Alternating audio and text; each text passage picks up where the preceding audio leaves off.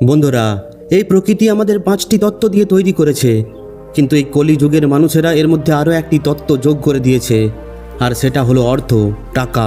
অর্থ দিয়ে সমস্ত জিনিস কেনা যায় না, এটা ঠিক, কিন্তু এই অর্থ দিয়ে অনেক কিছু কেনা যায়। একবার এক সাধু তার উপদেশে বলছিলেন যে অর্থের পেছনে দৌড়াবে না, এটা হলো মায়ার জাল, আর এই মায়ার জালে যে ফেঁসে যায় সে তার সম্পূর্ণ জীবন শুধুমাত্র দুঃখেই থাকে। সেখানে বসে থাকা সমস্ত লোকেরা এই উপদেশ শোনার পর তালি বাজাতে থাকে। তারা এটা জানতো না যে ওই সাধু এই কথাগুলিকে বলার জন্য অর্থ নিয়েছে। এটাই তো মায়ার খেলা, যেটাই দুনিয়ার অনেক কম মানুষ জানতে পারে, আর যারা জেনে গেছে তাদের এই মায়া সফলতার শিখরে পৌঁছে দিয়েছে। বন্ধুরা, আজকের সময়ে টাকা রোজগার করা যতটা কঠিন, তার থেকেও বড় কঠিন কাজ হলো ওই অর্থকে সামনে রাখা। এই দুনিয়ায় এমন অনেক লোক আছে যাদের কাছে কিছু টাকা এসে গেলেই তারা অহংকারী হয়ে ওঠে। তারা অর্থের নিয়মকে জানেই না। আপনি হয়তো ধ্যান দিয়ে থাকবেন যে সরস্বতী মূর্তি রূপে সবসময় বসে থাকে আর লক্ষ্মী দাঁড়িয়ে থাকে। এতে সরস্বতী এটা বোঝায় যে আমি খুব তাড়াতাড়ি আসবো না, কিন্তু যদি আমি চলে আসি তাহলে আর ফিরে যাব না, কারণ জ্ঞান এত সহজে অর্জন করা যায় না। আর যদি আমরা একবার কোনো জ্ঞানকে অর্জন করে নিই তাহলে ওই জ্ঞান কেউই আমাদের থেকে কেড়ে নিতে পারে না। কিন্তু লক্ষ্মীর নিয়ম হলো সে অনেক তাড়াতাড়ি এসেও যায় আর অনেক তাড়াতাড়ি চলেও যায়। যদি কোনো মানুষ সঠিকভাবে এই লক্ষ্মীকে রাখতে না পারে তাহলে খুব তাড়াতাড়ি সে ওই ঘর থেকে বেরিয়ে যায়। আজ এই কাহিনীর মাধ্যমে আমি আপনাদের 5টি এমন খরচার ব্যাপারে বলবো যেগুলো আপনাকে এক্ষুনি বন্ধ করে দেওয়া উচিত, তবেই আপনি অর্থের সঠিক নিয়মকে বুঝতে পারবেন। আপনি কত টাকা রোজগার করেন এটা গুরুত্বপূর্ণ নয়। আপনি যতই রোজগার করুন না কেন, তার মধ্যে আপনি এই 6টি জায়গায় খরচ কম করে দিন। দেখবেন ধীরে ধীরে আপনার ঘরের মধ্যে অর্থ জমতে শুরু করে দেবে। আপনার নিজেরই মনে হবে যে সত্যি সত্যি আমার ঘরে টাকা পয়সা জমা হতে শুরু করে দিয়েছে। আর ধনী হয়ে ওঠার সবথেকে প্রথম রাস্তা এটাই যে নিজের খরচা কম করে দাও আর বেশি রোজগার করার উপায় খোঁজো। তো আসুন জানার চেষ্টা করি এই কাহিনীটির মাধ্যমে যে ওই 6টি নিয়ম কি। এক সময় এক গ্রামে 2টি মহিলা থাকতেন। তাদের একজনের কাছে একটি মহিষ ছিল আর অন্য একজনের কাছে একটি ছাগল ছিল। যার কাছে মহিষ ছিল ওই মহিলা কোনো জিনিসকেই সঠিকভাবে রাখতে জানতো না। তার মহিষ দুধ তো অনেক দিত, কিন্তু সে ওই দুধের মূল্য জানতই না। তাই সে ওই দুধ ঘরের বিড়ালকে খাইয়ে দিত। ওই দুধকে এমনি এমনি খরচ করে দিত। ওই দুধের সঠিক ব্যবহার কিভাবে করা যায় ওই মহিলা সেটা জানতই না। কিন্তু যার কাছে ছাগল ছিল সে দুধের মূল্য জানতো, আর সে এক এক ফোঁটা দুধ বাঁচিয়ে রাখতো, আর ওই দুধকে দই জমিয়ে তার থেকে ঘি তৈরি করে রাখতো। এইভাবে ধীরে ধীরে সে অনেক বেশি ঘি একত্রিত করে নেয়। এখন যার কাছে মহিষ ছিল সে দুধের মূল্য কখনো জানতেই পারেনি। সে কখনোই দুধ থেকে ঘি তৈরি করার ব্যাপার ভাবেইনি। এরপর একদিন তার ঘরের মধ্যে কিছু আত্মীয় এসে পড়ে, আর আত্মীয়দের তো শুধু শুকনো রুটি খাওয়াতে পারে না, এটা তো আমি আপনি সবাই জানি। এই জন্য এই মহিলা ওই মহিলার কাছে যায় যার কাছে ছাগল ছিল। ওই মহিলার কাছ থেকে এক বাটি ঘি নিয়ে আসে। এই মহিলা এটা বলে ওই ঘি নিয়ে আসে যে আমি খুব তাড়াতাড়ি নিজের মহিষের দুধ দিয়ে ঘি তৈরি করে নেব, তখন আমি তোমার ঘি তোমাকে ফেরত দিয়ে দেব। এরপর ওই ছাগল পালন করা মহিলা তাকে ধার হিসাবে ঘি দিয়ে দেয়। এরপর ওই মহিলা তার আত্মীয়দের খাবার খাইয়ে দেয়। এরপর বেশ কয়েকদিন কেটে যায়, কিন্তু ওই মহিষ পালন করা মহিলা তাকে তার ঘি ফেরতই দেয় না। এরপর একদিন ওই ছাগল পালন করা মহিলা ওই মহিষ পালন করা মহিলার কাছে যায় আর বলে আমি তোমাকে যে ঘি দিয়েছিলাম সেটা আমি ফেরত নিতে এসেছি। এটা শুনে ওই মহিলা বলে কোন ঘি? তুই আমাকে ঘি কিভাবে দিতে পারিস? আমার কাছে মহিষ আছে আর তোর কাছে তো ছাগল আছে, তাহলে আমি কেন তোর কাছে ঘি ধার চাইব? আমার কাছে তো এত ভালো একটা মহিষ আছে আর তার থেকে অনেক বেশি দুধ হয়, আমি তো নিজেই ওই দুধ থেকে ঘি বের করে নেব। এটা বলে সে ওই ঘি ফেরত দিতে মানা করে দেয়। এরপর ওই ছাগল পালন করা মহিলা ফিরে আসে, কারণ সে এটা জানতো যে এখন কেউই তার কথা বিশ্বাস করবে না, কারণ তার কাছে তো মহিষ আছে। কিন্তু তবুও সে অনেককে বলে, কিন্তু এই কথাটা মানতে কেউই রাজি হয় না। সবার জবাব একটাই ছিল যে আসলে মহিষ পালন করা ব্যক্তি কিভাবে ছাগল পালন করা ব্যক্তির কাছ থেকে ঘি ধার নেবে। এই কথাটা কেউ বিশ্বাস করতেই চাইছিল না। ওই গ্রামের বাইরে এক গুরু থাকতেন। এরপর ছাগল পালন করা ওই মহিলা ওই গুরুর কাছে যায় এবং তাকে নিজের সমস্ত সমস্যার কথা খুলে বলে। এরপর ওই গুরু ওই মহিষ পালন করা মহিলাকে ডাকেন। এরপর ওই মহিলাও ওই গুরুর কাছে পৌঁছায় আর সে বলে, হে গুরুদেব, ওই মহিলা মিথ্যা বলছে, আমার কাছে তো মহিষ আছে, তাহলে আমি এর থেকে ঘি কেন নেব? এখন ওই গুরুকে এর সমাধান করতে হতো যে সত্যি কি মহিষ পালন করা মহিলা ওই ছাগল পালন করা মহিলার কাছ থেকে ঘি ধার নিয়েছিল কি না। কারণ ছাগলের দুধ তো অনেক কম হয় আর মহিষের দুধ তো অনেক বেশি হয়।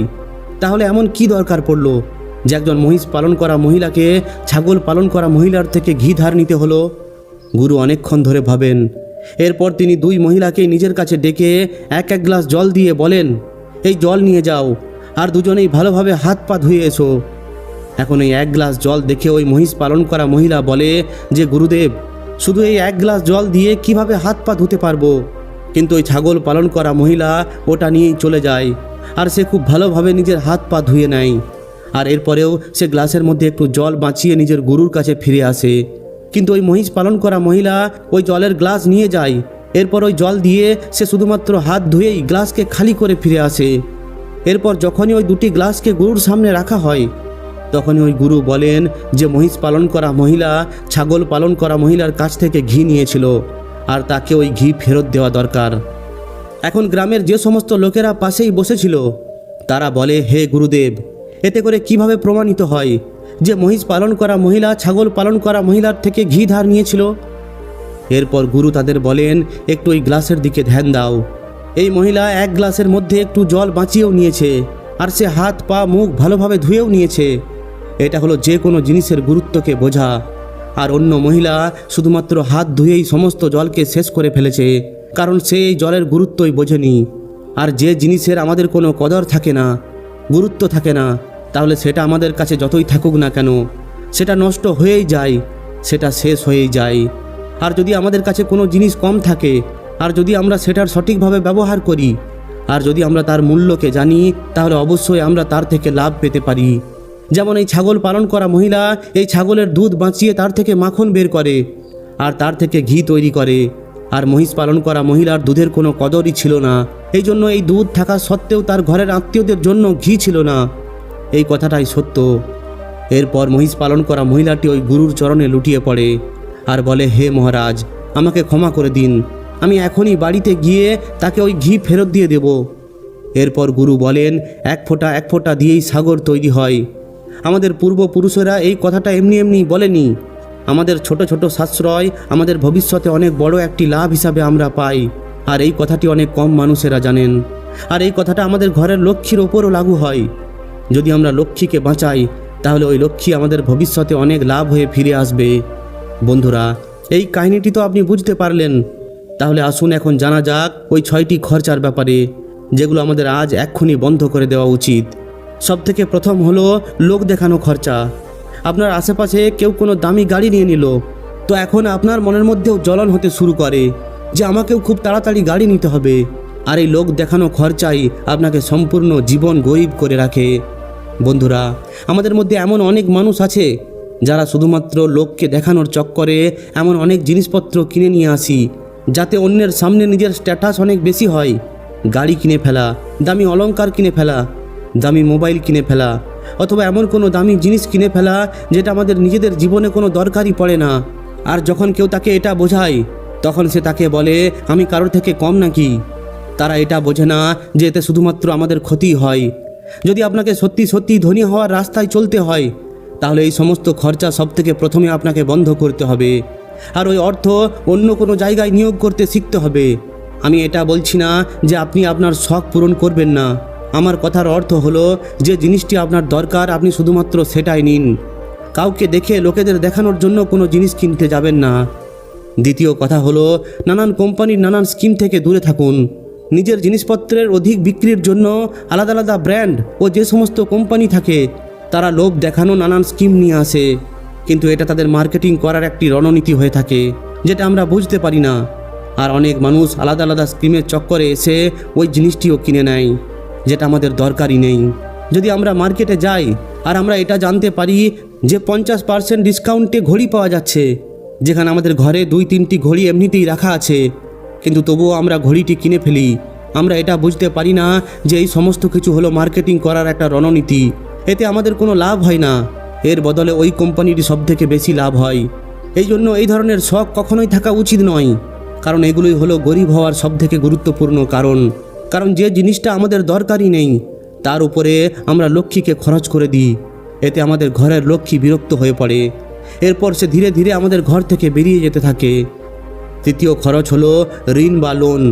আজকের সময় বেশিরভাগ লোকেরা লোন নিয়ে অনেক দামি দামি জিনিস কিনে ফেলে, যেমন গাড়ি, বাড়ি, মোবাইল।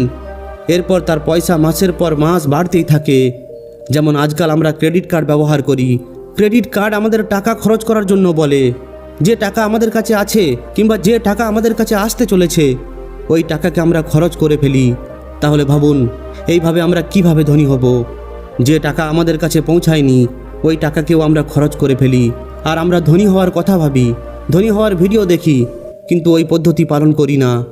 আর অনেক মানুষ তো এমনও আছে যারা লোন নিয়ে জমি জমা কিনে নেয়, আর এটা ভাবে যে যখন এর থেকে আমাদের লাভ হবে তখন আমরা ওই লোন পরিশোধ করে দেব। কিন্তু তারা এটা বোঝে না যে যতটা আমাদের এর থেকে লাভ হবে তার থেকে বেশি আমাদের ওই লোনের সুদ ভরতে হবে। তাই বন্ধুরা, এমন কাজ কখনোই করবেন না। লোন নিয়ে কখনোই কোনো জিনিস কিনবেন না। আর সবথেকে ভালো কথা হলো, আপনি আপনার টাকাকে ক্যাশ হিসাবে রেখেই খরচ করুন। কখনোই মোবাইলের ফোনের কোনো অ্যাপের মাধ্যমে কোনো টাকা খরচ করবেন না।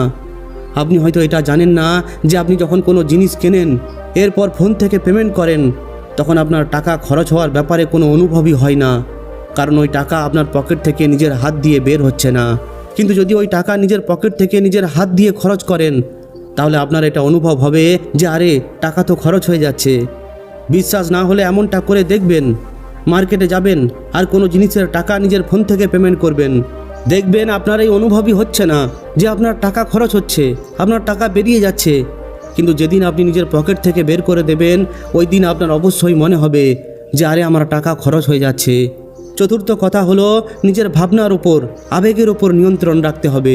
যদি আপনার কোনো জিনিস পছন্দ হয় আর আপনি সেটাকে কিনতে চান, তাহলে সবথেকে প্রথমে এটা দেখে নিন যে সত্যি সত্যি কি ওই জিনিসটি আপনার দরকার। কারণ অনেক মানুষ কোনো জিনিস পছন্দ হলে তাকে সঙ্গে সঙ্গে কিনে নেয়। অনেকবার তো এমনটাও হয় যে কোনো স্কিমওয়ালা ব্যক্তি আমাদের লোভ দেখানোর জন্য কোনো জিনিস নিয়ে আসে, আর আমাদের ওই জিনিসটি পছন্দ হয়ে যায়। এরপর আমরা সেটাকে সঙ্গে সঙ্গে কিনে নিই। তাই আমাদের এই সমস্ত জিনিস নেওয়া থেকে বাঁচতে হবে। আমাদের এই সমস্ত জিনিস নেওয়া উচিতই নয়। এর বদলে আমাদের শুধু ওই সমস্ত জিনিস নেওয়া দরকার যেগুলো আমাদের প্রয়োজন। পঞ্চম হলো, কখনোই কোনো শখ পালবেন না। আপনি হয়তো এটা জেনে থাকবেন যে আমাদের দুনিয়ায় মুদ্রাস্ফীতির সবথেকে গুরুত্বপূর্ণ কারণ হলো শখ। আজকের সময়ে একটা ফোন 10,000-এও পাওয়া যায়, আবার 2 লাখেও পাওয়া যায়। দুটোর মধ্যে পার্থক্য একটাই, যে কারোর 10,000-এর ফোন রাখার শখ আর কারোর 2 লাখ টাকার ফোন রাখার শখ। হ্যাঁ, এখানে মানুষের ধনী হওয়াটাই ফুটে ওঠে। কারণ ধনী ব্যক্তির কাছে দামি ফোন থাকলে এটা মনে হবে যে সে ধনী। তাহলে এটা তো এক ধরনের শখই। তার শখ আছে তাই তো সে দামি ফোন রেখেছে। তাই যে কোনো জিনিস অনেক দামি হওয়ার কারণ হলো শখ। আর এই জন্যই লোকেরা এক এক সময় এক এক ধরনের শখের জিনিস তৈরি করতে থাকে।